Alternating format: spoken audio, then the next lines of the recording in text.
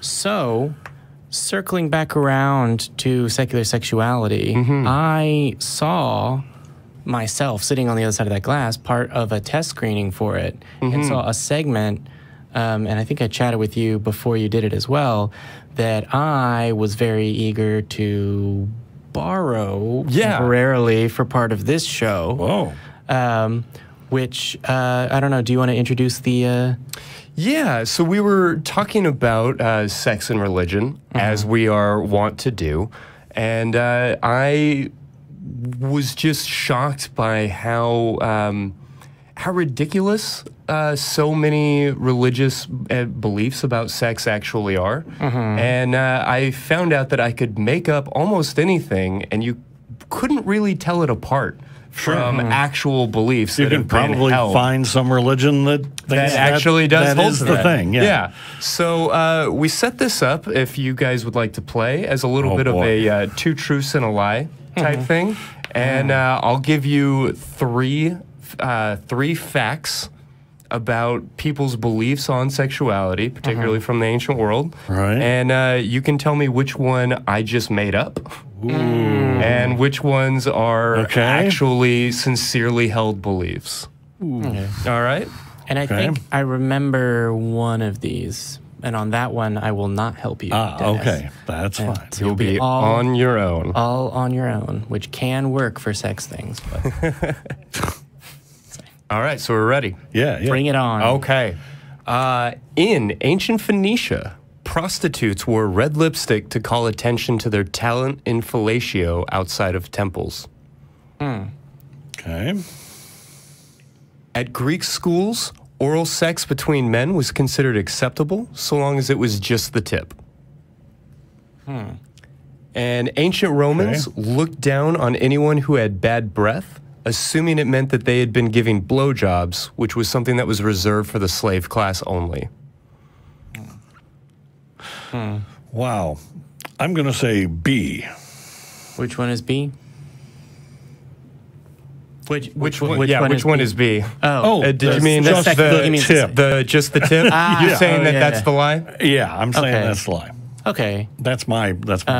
I remember you asking this one, and I remember knowing the one about in Rome, because I went to Catholic school, and so I got to take Latin and learn about Roman culture. And so that all the dirty Roman jokes. And all the and actually that one is a true fact. People were looked down on for bad breath. Well, okay, I knew it was a true fact, but yeah, there's a book I have that's actually how to insult and abuse in Latin, and that's one of the insults. Fantastic. Yeah, but the first one you said it was Phoenician prostitutes outside of temples wearing lipsticks to draw attention to their skill in fellatio. Like, when you say outside of, like, waiting just outside? Like standing outside of a temple, because that's the red light district. That's where you pick up a hooker. Really? Yeah. Weird. That is not the same. Primitive zoning laws, I guess. Primitive zoning. Okay. Yeah, actually, you know, I'll agree with Denis. I think it's just the tip one. Yeah. So you're already doing much better than my co-host, who wasn't able to get any of these. You nailed that one. Just the tip was a little too specific. Yeah. I thought that was a bit of a wink. Stump Denis. Okay. Ancient Egyptians associated the ebb and flow of the Nile with the god Adam's masturbation habits. In some ancient forms of Taoism, men were encouraged to avoid losing jing before battle by abstaining from sex or ejaculation. And ancient Sumerians often drank the semen of their enemies to try and take over their legacy and strength. Did you say the ancient Egyptian god of Adam? A-T-U-M? Atum? Atum. Okay, Atum. Because I was going to be like, wait a minute. I know that name. That's not Egyptian. That's a different religion. Yeah. That's the Abrahamic tradition. Okay, so it was that in some forms of Taoism. I can believe that. And then I've forgotten the third one already. The third one was that ancient Sumerians often drank the semen of their enemies to take over their legacy and strength. I'm going to say 1. 1 being The first one, yeah. the Nile. Yeah. Yeah. I'm going to go with 3, because I don't know how they would extract the... Yes, I was wondering, how do they do that? semen. Although, I don't know. I'm always interested in, like, learning about that. Like, the Greeks were, like, performing autopsies to learn about human anatomy. Like, knowledge that I just take for granted. Like, oh, yes, of course, everyone knows the organs of the body. We learned that in like, 4th grade or whatever. Or parts of it, anyway, if you're in a religiously influenced school. Yeah, if you go to schools around here, there are huge swaths of the body parts that you don't learn. But you learn about like lungs and a heart and that your brain does stuff. Yeah. And it's always interesting to think about like, oh, Plato, who, you know, people are like, oh, all of modern philosophy is a footnote to Plato or whatever. We have to learn about the heart. That's where the soul is. Yeah. It's like... Okay. I don't know if is that an actual belief that someone else... I'm derailing the quiz. I don't know. Now. I have no idea. I was so excited to take the quiz. I just made that up.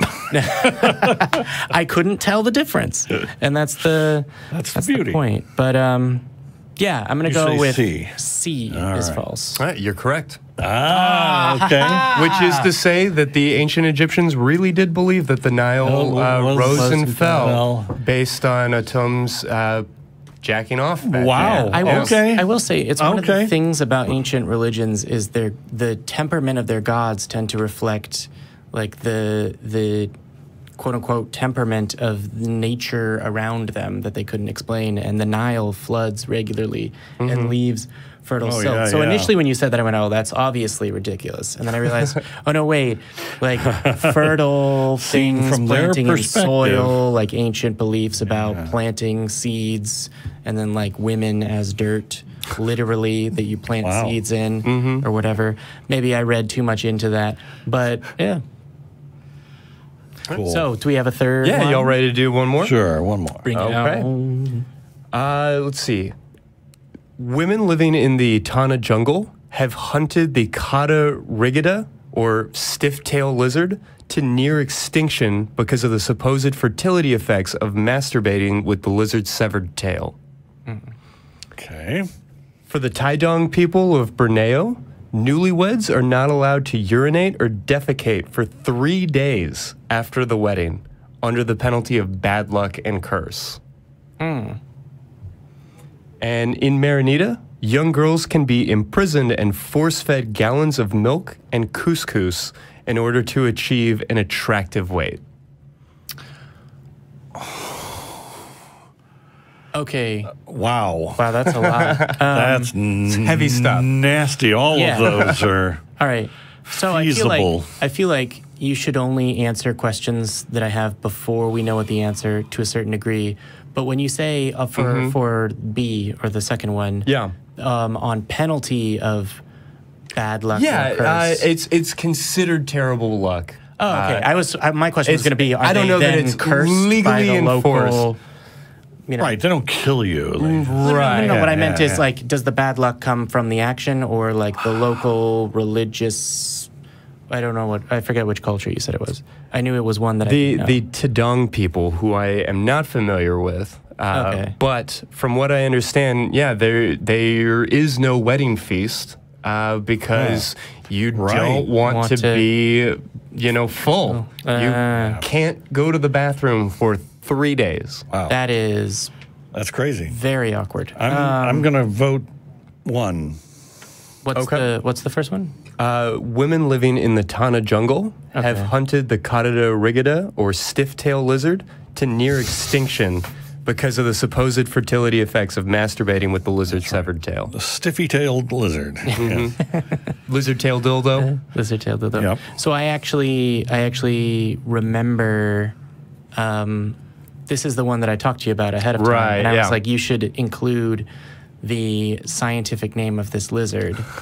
So I know what the answer to this one is, so I will abstain from answering this one. Yeah, so for fairness. You're actually 2 out of 3 here. Oh, good. Yeah. Good. Cool. Yeah. But man, some of them are like, oh. Yeah, so the unfortunate thing is They're all that evil. means it's actually true. Right. That, These other women things. are imprisoned and force-fed gallons of milk in order to... That's crazy. Yeah. So what culture is this? This is the Mauritania. Is this a culture that's Mauritania? currently exists, or Yes. still? Okay. I So mean, it I is don't believe it's illegal a to be current practice. skinny. Okay. Okay. All right. Yeah, that's interesting. Wow. All right. Wow, that's well, that was cool. weird. Yeah. Is there another one, or are we? Yeah, I've got one more for y'all. All right. Okay. All right. So we're looking at a little bit of arts and culture here. Wearing scarlet letters, like in Nathaniel Sure. Hawthorne's book, was in fact a thing in the Puritan colonies. Okay. All right. Prima nocta, or first night traditions, as depicted in the movie Braveheart. You know, where the local regent, the head guy. yeah, can have sex with a Right, virgin right. on her wedding night in order to outbreed the local Scots. So that was actually a real practice. Sure.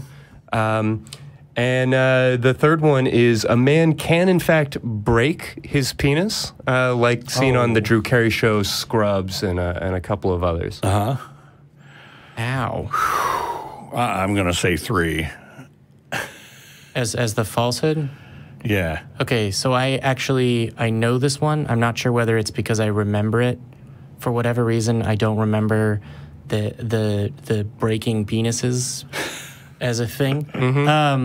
But I remember at one point looking up the thing from Braveheart and not being able to find it. So I'm going to say that one is the fiction. That one is the fiction. Oh, Yeah. Okay. Wow. So to be clear, I there's thought for no sure. there's no bone in the boner. Right. But there are a number You can of injure it. reports of actual like popping sounds. Oh. Yeah. No. Yeah. You onomatopoeia this.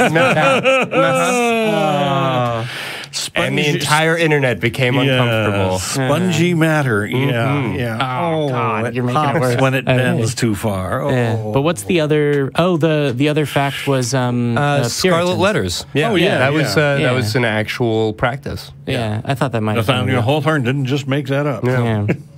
All right. Yeah. Well, Well, that was cool. that was cool.